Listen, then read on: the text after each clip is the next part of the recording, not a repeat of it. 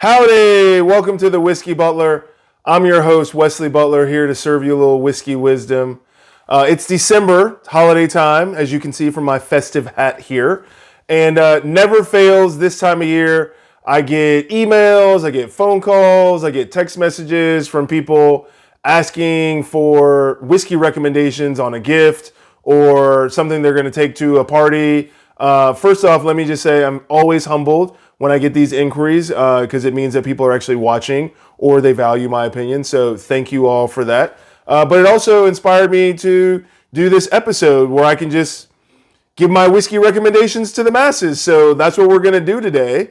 I'm going to give you 10 whiskey picks. But before we get to those, going to put in a little work because that's what the best gifts involve, right? Anybody can just go to the store, pull something off the shelf, wrap it, and just say here, but the best gifts, whiskey or otherwise, involve a little thought, a little effort. So we're going to put that work in right now, okay? Anyone that has ever asked me for a whiskey recommendation, the first thing I always ask them is, what's your budget, okay? Got to have a budget before I make any whiskey recommendations.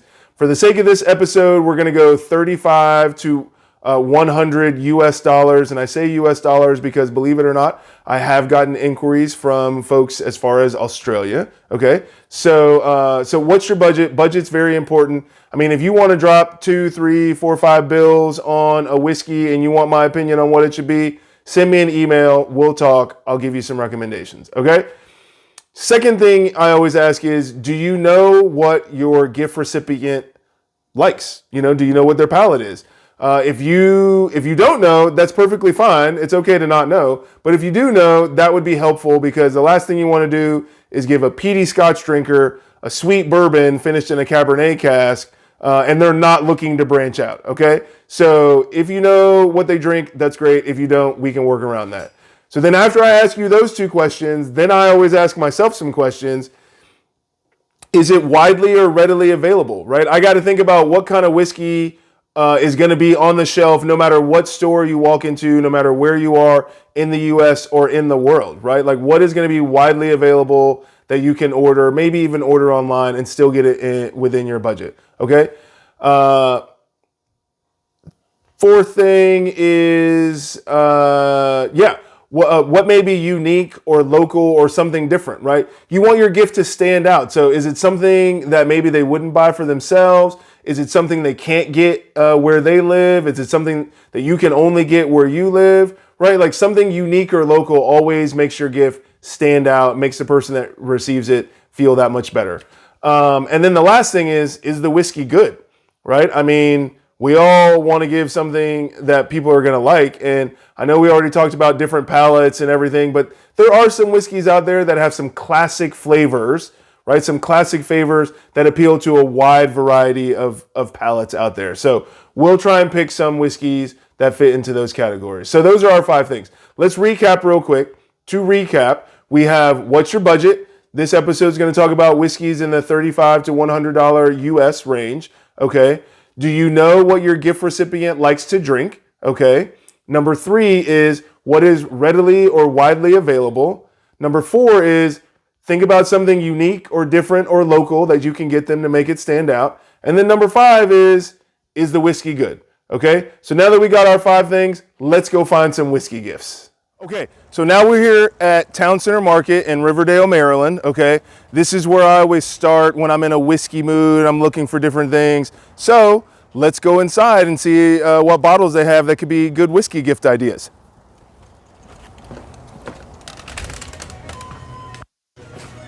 I already know what I have in mind for these whiskey gift ideas, but let's just, every now and then, it's a surprise. So I'm just gonna go up and down the aisles here, pick out the bottles I need, and let's see. Oh, I forgot about this. Let's just get one of these. And yep, gotta go international, gotta have this one. This is gonna be so good. Boom. I think that's more than 10, but we'll just keep going. Who knows how many we'll talk about today. Oh, definitely gotta have one of these. Let's go set these down so we can talk about them. Okay, so we've gone up and down the aisles. We've made our top 10 picks, and this, ladies and gentlemen, are my top 10 whiskey gift ideas for this year. So we're gonna start over here with this first one. We have the Whistle Pig Piggyback 6-year. It's a 100% rye whiskey. If you're looking to make cocktails, it's great. If you're looking to drink it straight, it's great. Certainly fits, all of these fit within the budget, right? But this is gonna be on sort of the lower end of the $35 to $100 range. Then we have our Angel's Envy Rye, finished in Caribbean rum cask. Delicious.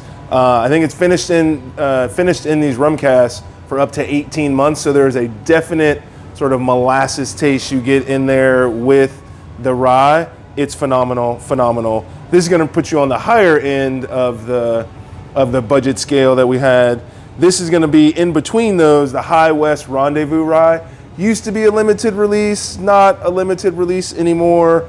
And I think in these newer versions, it is, High West has started using their own pot still to make their rye whiskey, but still using some MGP rye in there. But anyway, this High West Rendezvous Rye is phenomenal. It's classic. You got to have it. So now, I always talk about maybe everyone's got a different palate, right? Maybe somebody on your gift list has a palate for Irish whiskey, right? Can't go wrong with the Redbreast 12. It's classic Irish pot stilled whiskey, really good. Definitely going to fit in our price range. They've got, Redbreast has other good ones. They have a cask strength 12-year and they got a 15, but I think the 12 is a classic. Japanese whiskey. This is a blend of Japanese whiskeys from a couple of different distilleries, and it's called Nikka Whiskey from the Barrel. So it's not barrel strength, but it is meant to taste like it's from the barrel. So it is going to be on the higher proof side. This is over 100 proof, right? So it's definitely on the higher proof side, but man, if you are looking to give someone something different so they can branch out, try different things, this Nikka from the Barrel, can't go wrong with that. Always got to have a scotch. So this is my scotch for this year. It's Grangestone. It's actually a blend from the folks that make Glenfiddich. They own Glenfiddich. So this isn't actually made at a single distillery. It's made at multiple distilleries and blended together, but it is actually really, really good. Entry-level price here, but I can promise you, if you take this to a party, if you take this to dinner, it will be gone by the end of the night. I love Bottled and Bond if you've been watching these episodes, so I can't have a top 10 pick without a Bottled and Bond. Heaven Hill Bottled and Bond. It's a classic bourbon mash bill. It's got a lot of corn, some malted barley, some rye. It's a 7-year whiskey. This should be a staple in everyone's. And so if you're looking for something to give someone that and they're a bourbon drinker and they're gonna like it, this is the one to get. Followed up closely by the Four Roses Small Batch Select. Man, the first time I ever had this, I was at a bar, and the bartender goes, "Hey, look, I think this is just as good as Blanton's." And I was like, "What? Come on." So I got a pour. I think they were right. I think this is just as good as Blanton's, maybe even a little bit better. It's, I don't know how much you know about Four Roses, but Four Roses has the 10 recipes that they use. This uses 6 of those 10 recipes in this. Honey barrel spots in the warehouse. Definitely something. I always recommend this if somebody's going to a housewarming party or whatever. Four Roses Small Batch Select, can't go wrong. Baker 7 is something new that I tried this year. It's in the Jim Beam family. It's actually really good. It's a small batch. It's 7 years. It's 107 proof, but it doesn't drink like it's 107 proof, okay? And so it's actually really smooth. Kentucky bourbon.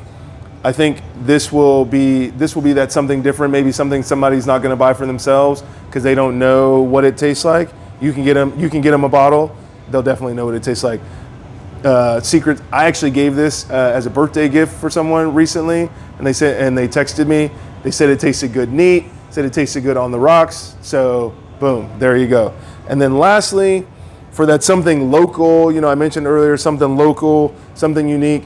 This is Russell's Reserve, but it is a barrel pick from here at Town Center Market.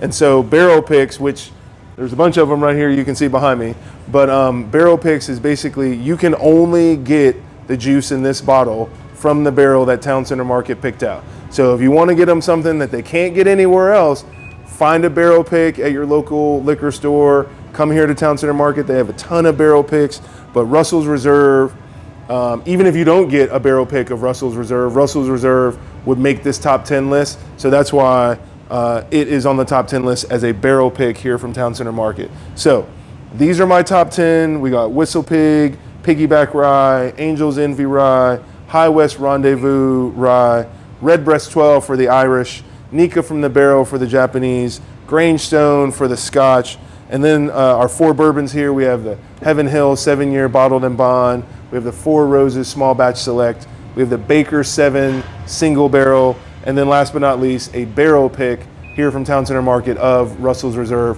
which is in the Wild Turkey family. So thank you for watching the Whiskey Butler.